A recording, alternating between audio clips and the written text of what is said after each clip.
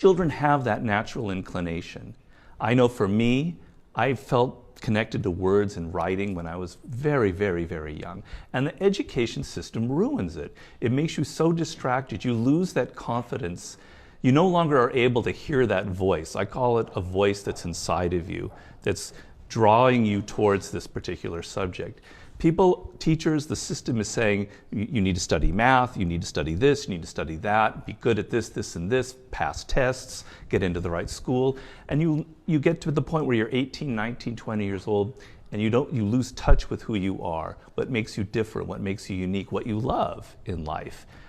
So really, when you get out of school, it's like, get rid of all that crap they put you in and try and get in touch with who you are and create a career path for yourself that suits who you are. What's popping, what's popping? Like he said in the video, school trains you to be on a certain routine. Do this, do this, do this, do that. Get a job, retire, die. Those days have changed. You don't want to live life like that. Everyone has a certain gift inside of them. You know, a lot of people are great in the arts, but you down talk yourself, you don't believe in yourself, and you just go through life, listen to what your parents say, you listen to what media says, you listen to what everybody say, go to college, go do this. Man, fuck that shit. You have to live a life for yourself, because guess what? This shit don't last forever. You could die like that, and I know everybody sins these days, that shit happens. You know, so you don't want to live a life where you have a lot of regrets. Man, look, see, this generation is kind of different because, yeah, I know prices on homes have went up, everything went up.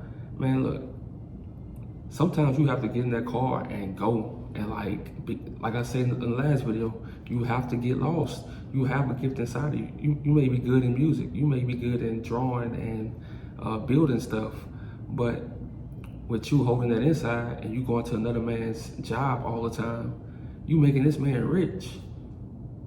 You making this company rich. You feeding this man's family. Yeah, and I know, you know, when you first start off, yeah, you're gonna have to work. Yeah, you're gonna have to do jobs that you hate, you know, but you never want to disrespect yourself by not doing the things that you once loved or the things that you come to love. You know, let's say you're a videographer, but you don't think that you can make the movies that Steven Spielberg makes. What's so different? The only difference is that he just did the work.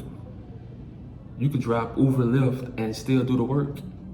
You know, you could deliver DoorDash and still do the work. Still do movies with your friends. Still do photography with your friends. Still put on your own concert. Still put out your own album. Still put out your own book.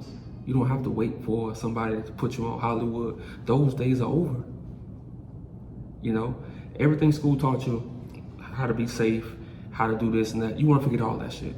In this world, you don't want no safety. Yeah, you want to be safe when it comes to living, coming home, and you know where you rest your head at. But when it comes to following your dreams and your goals, nah, you cut all that comfort out, because guess what? It's an illusion.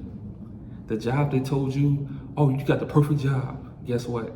One day they go sell that company. And where you gonna be? What skills did you learn?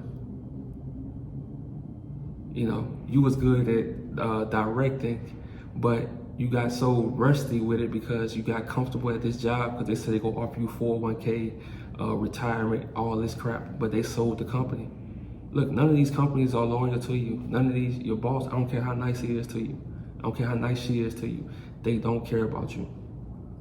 You know? If they care about you, they're gonna tell you the truth. Get in and get out. It's very important that you get into the arts, you know, especially, and this is for my people who love the arts. You're addicted to it, but you're scared to get into it. You're scared to go all in, commit to it. Man, it's very important because that's gonna shape your life.